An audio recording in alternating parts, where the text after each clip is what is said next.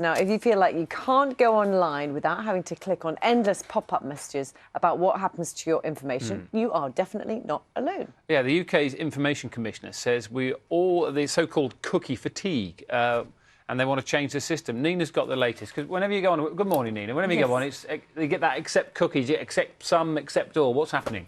Well, and they're so ubiquitous, aren't they, that you just sort of say, oh, OK, because you can't necessarily be bothered looking through what the implications of it are. I was looking on one website this morning, and it said, if you don't click yes, or if you don't look further, we will just assume you accept cookies. So they can be a little bit sneaky.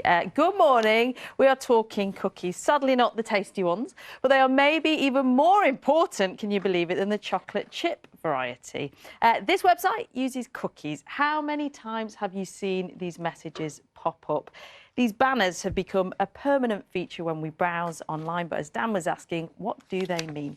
We all know now that websites are often used to find more out about who we are. They do this by storing information files called cookies on our computers, tablets and smartphones. Now, some of them help the site to work. For example, you've probably noticed items staying in your basket, even if you've left that website and then come back again. And others collect information on us to pinpoint what we're into on our own or in a group. So they might harvest the fact that you've been browsing for a pair of heels, or which vacuum cleaners are most popular with men over 40. And these cookies may well then be passed on to other companies for adverts.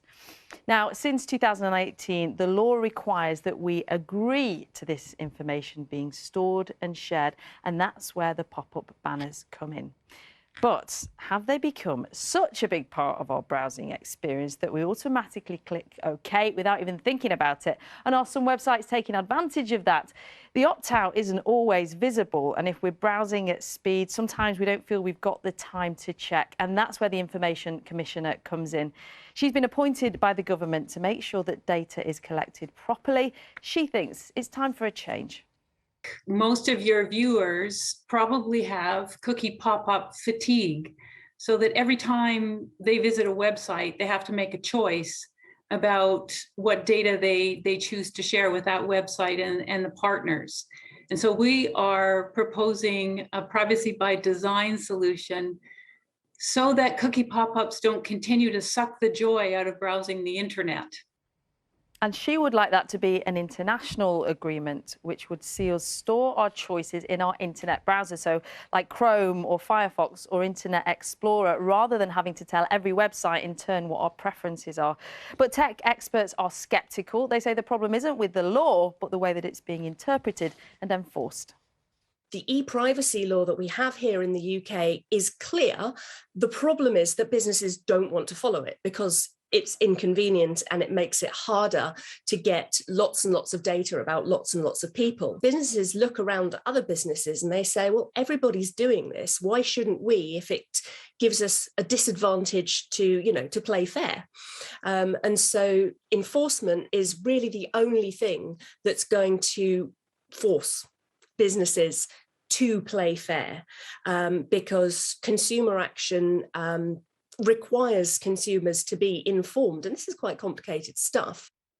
It is indeed, and we'd love to hear from you on this one. Do get in touch with your thoughts. Are you sick of the pop-ups, or aren't you bothered about your information being gathered? Have you blocked them already? Have you managed to work that out? Do let us know. And Dan Louise, a bit later on, we'll have some tips on how to navigate the cookie system, not those ones, sadly, the pop-up cookies. I've been navigating the cookie system for quite some time. time. Oh, no, me too. Far too frequently. I've got lots of questions to ask you, but I'll just send them over and then maybe you can ask send them via on my email. behalf. Thank you. Thank you. Calling for an international agreement which would see us store our choices straight into the internet browser like Chrome or Firefox or Internet Explorer, rather than having to tell individual websites what our preferences are.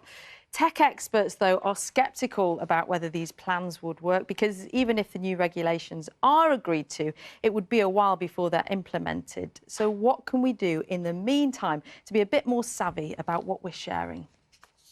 Probably don't click accept is at the top of the list. I mean, if you don't feel that you understand what you're being told and how it works, then you're better off not clicking accept, because you're not really agreeing to something that you can't understand. They should give you the option to choose what kind of cookies that you accept. So you might say it's okay for these people to look to see who's using their site and how they use it, but it's not okay to follow me around the internet to target ads at me. So choose the level that you're comfortable with and refuse everything else. Does take a bit of work to do that, though. Just put it in your search engine and you'll find tips on doing it. Thanks so much for getting in touch with your comments.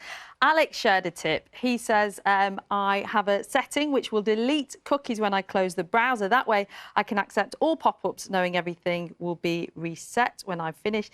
He will, though, have to deal with the okaying of the pop-ups every time, though, which is a bit of a faff. Sandy says, I'm sick to death of cookies. Sometimes I stop and actually review the options, but they are so confusing that I give up. John has a tip on that. He says, if the preferences aren't easy, the site loses my traffic. They don't deserve your business. Dave says it's time consumers were offered ad-free browsing for a monthly fee. Not a bad idea. This would enable you to quickly find the information that you require. Lots of people getting in touch on Twitter saying they meticulously go through the preferences and settings in order to disable the cookies, and they would love to see, Dan and Louise, a more uniform approach, but that could take some time, even if it is signed off later today. Also, some people on Twitter getting in touch, Sir Radford, one of them saying, aren't we British? Surely we should call them biscuits. Not cookies. That is a very good point. Isn't it? That's the most important point. Thank you, Nina. OK, I'll take that on board and I'll be devouring some later. Thank you.